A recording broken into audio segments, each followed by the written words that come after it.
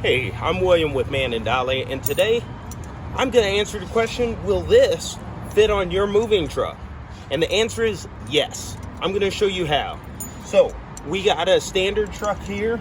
You got this mechanism. This lifts up and it releases your truck, so now you can pull it up from the handle. And then you're done. But you do need to make sure that that is flipped all the way around. So, let's keep that down. And in order to get that down, you need to clip right here, push that in, boom, there you go. Okay, so now it's just for the locking part. So it won't fit in the traditional way of just going in through there and then coming out the other end and then you lock it normal, because this is not wide enough.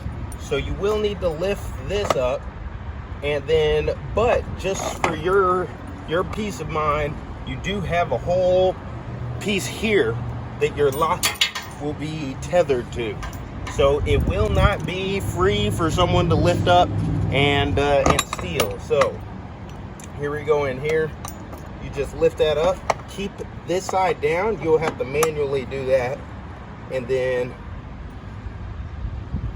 go ahead and get it in, pull your key out, and you're locked and ready to go.